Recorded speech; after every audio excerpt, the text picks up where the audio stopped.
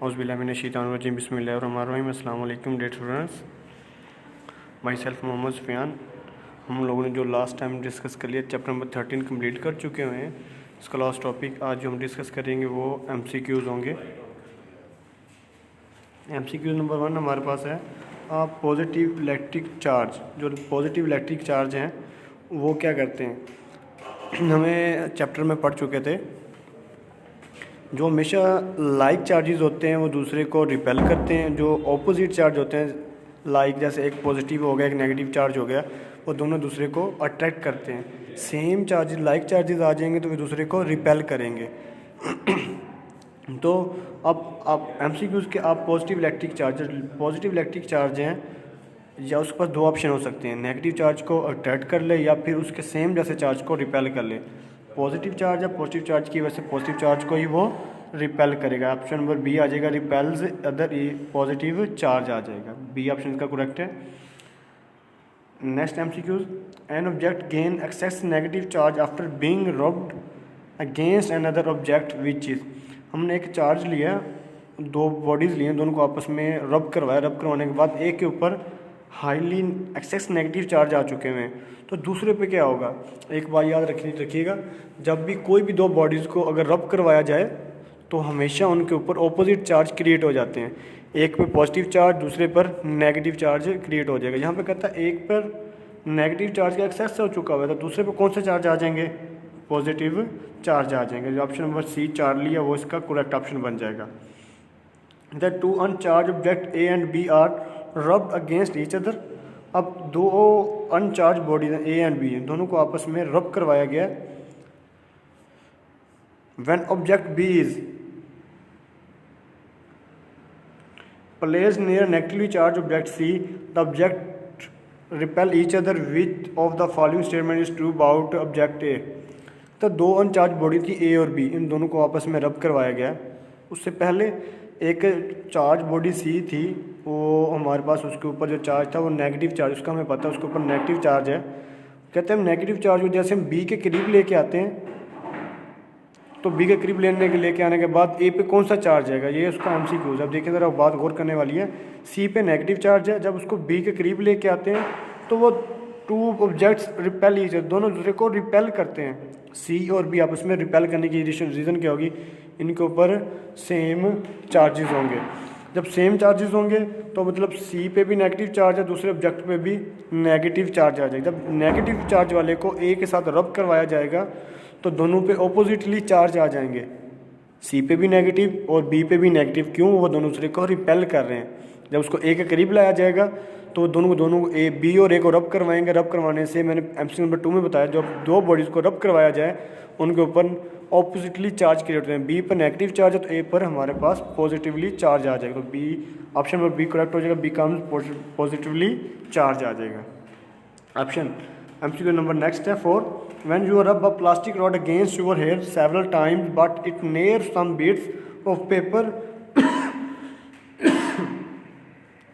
The pieces of a papers are attract towards it, what does this observation indicate.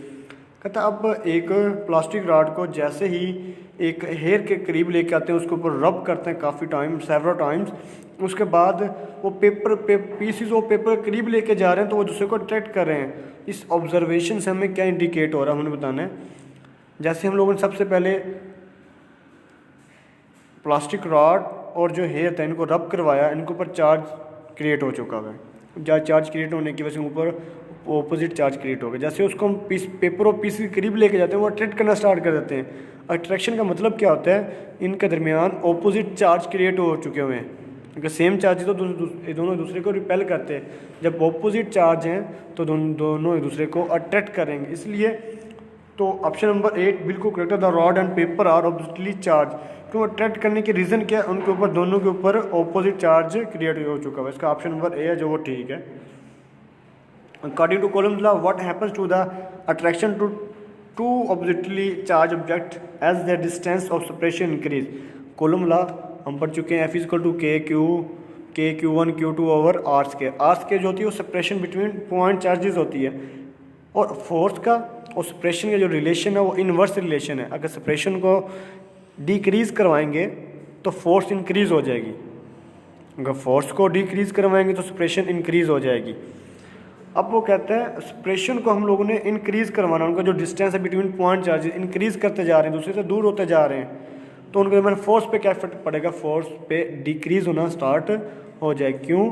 Force का separation के साथ inverse relation है, inverse relation होने की वजह से एक चीज़ डिक्रीज़ हो रही है, दूसरी चीज़ इंक्रीज़ हो जाएगी। तो सेपरेशन इंक्रीज़ होगी, दोनों दूसरे से दूर चलते जा रहे हैं, उनके दरमियान अट्रैक्शन या रिपल्शन की जो फोर्स है वो कम या ज़्यादा होती जाएगी।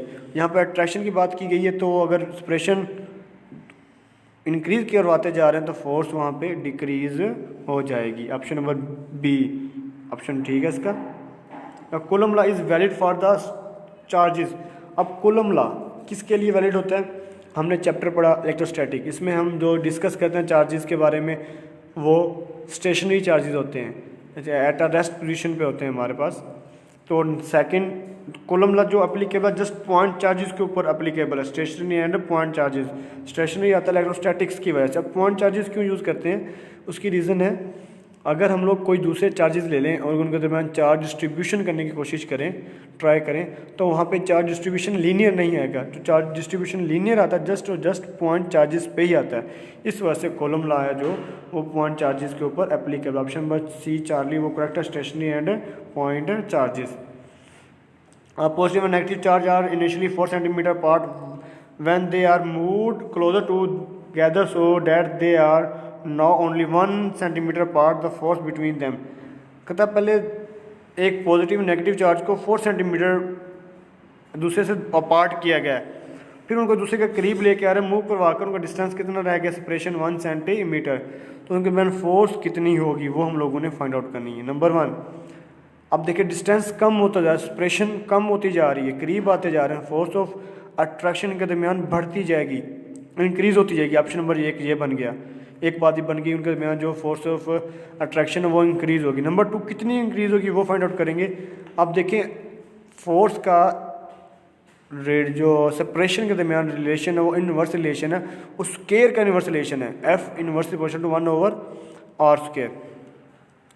F directly proportional to 1/r²। अगर हम डायरेक्ट बोलेंगे इनवर्सली प्रोपोर्शनल तो फिर बोलेंगे F inversely proportional to r²। अगर डायरेक्टली प्रोपोर्शनल बोलेंगे तो F directly proportional to 1/r² बोल देंगे। अब वो कितना दूसरे के करीब आए हैं, 4 सेंटीमीटर दूसरे के करीब आए हैं।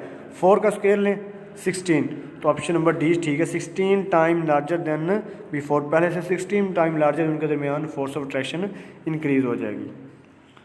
5 joules of work is needed to shift 10 coulomb charge from one place to another, the potential difference between the place. Electrostatic potential वाला है, हम किसी भी चार्ज को इन्फिनाइट पॉइंट से फिनाइट पॉइंट पर लेके आएँ, उसके इलेक्ट्रिक फील्ड के अंदर लेके आएँ, तो हमें उस पर वर्क करना पड़ता है। यो वाला MCQs है। अब कहता है कि 5 जूल वर्क किया 10 कॉलम चार्ज को एक जगह से दूसरी जगह प्लेस करवाने के लिए। अब इसका पोटेंशियल डिफरेंस फाइंड आउट करें। पोटेंशियल डिफरेंस के लिए फार्मूला होता है V = W/Q। V = W/Q। W यहाँ पे वर्क है, वो वर्क कितना 5 जूल, और Q चार्ज था, Q कितना 10, 5/10 करेंगे तो 0.5 वोल्ट, क्योंकि पोटेंशियल डिफरेंस का यूनिट भी वोल्ट होता है। 2 small charges per sphere are separated by 2 millimeter. Which of the following would produce the greatest attractive forces? Option को गौर से पढ़ना है।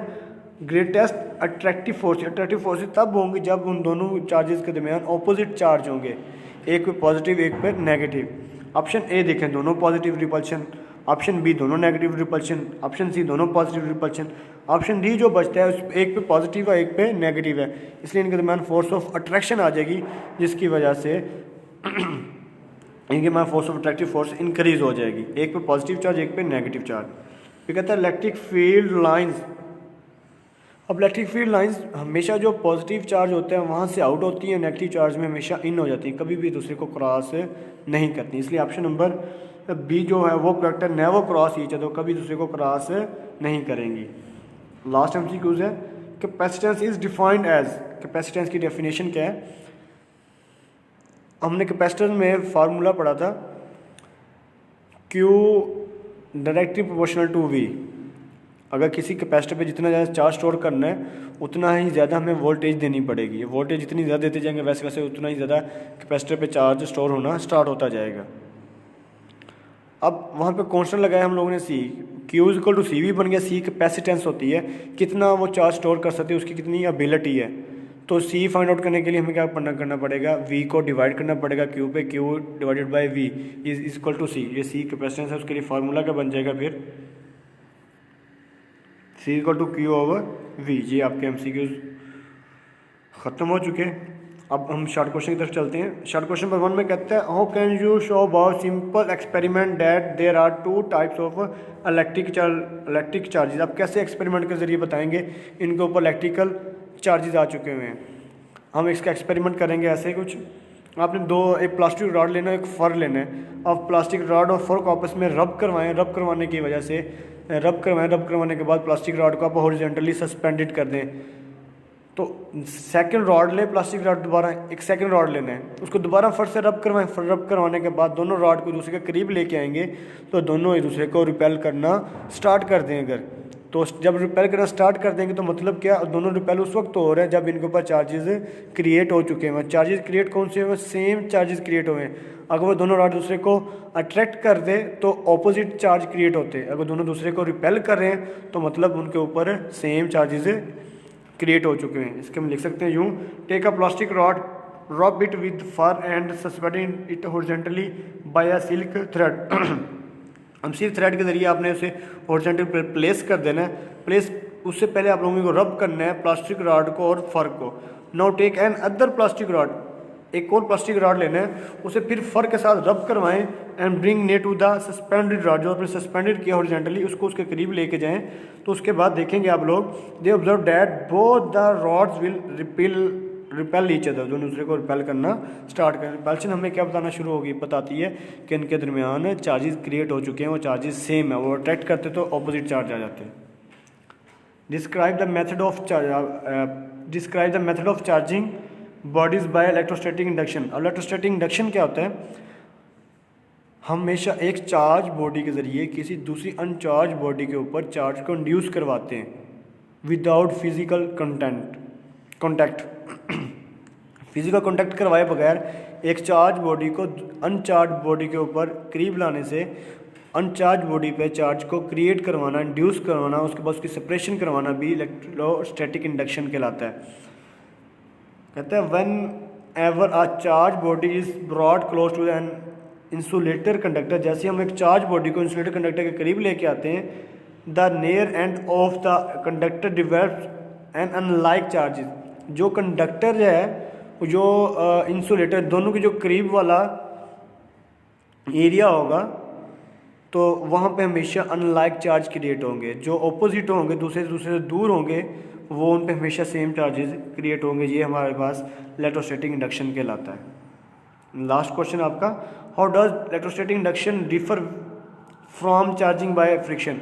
आप इलेक्ट्रोस्टैटिक इंडक्शन भी पढ़ा हम लोगों ने, उनमें फिजिकल कॉन्टैक्ट नहीं होता, लेकिन फ्रिक्शन कब प्रोड्यूस होती है, जब हम दो बॉडीज को आपस में रब करवाएं।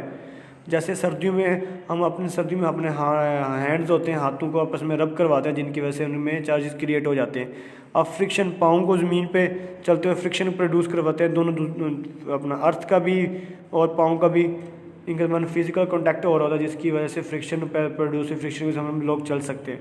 फ्रिक्शन में हमेशा फिजिकल कॉन्टैक्ट होगा, और लेकिन इलेक्ट्रोस्टैटिक इंडक्शन में कभी भी फिजिकल कॉन्टैक्ट नहीं होगा।